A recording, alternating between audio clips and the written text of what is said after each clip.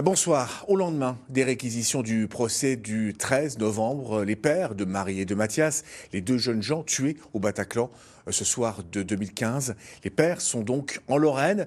Dans l'ensemble, ils se disent satisfaits par le réquisitoire. Ils regrettent cependant que certaines peines réclamées contre les petites mains soient trop faibles. Christophe Gaumont et Guillaume Robin.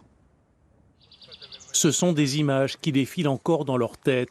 Jean-François Dimarski, le père de Mathias, et Maurice Loge, celui de Marie, se remémorent les temps forts du procès des attentats de Paris.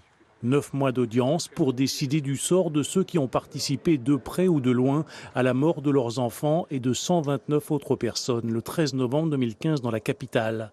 Tout en soulignant le professionnalisme des avocats généraux qui ont réclamé la perpétuité incompressible à l'encontre de Salah Abdeslam, le seul membre des commandos encore vivant, les deux parents ont exprimé des regrets que les réquisitions contre les petites mains soient restées trop faibles.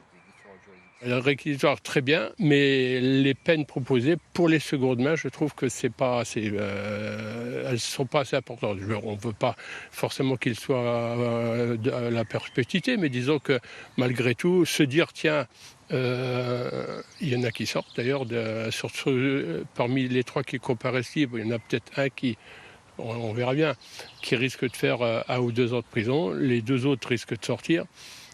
Voilà, donc je trouve que c'est un peu injuste.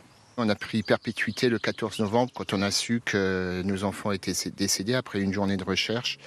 Pour nous, c'était la peine maximale. La tristesse, la détresse, nous on l'a. Et on voulait que ces gens-là aient la même... au moins vivent la même peine que nous on a. Et la même détresse, sans haine, mais avec toute la colère qu'on porte en nous. Après 2 semaines consacrées aux plaidoiries de la défense, la Cour spéciale de Paris rendra son jugement le 29 juin.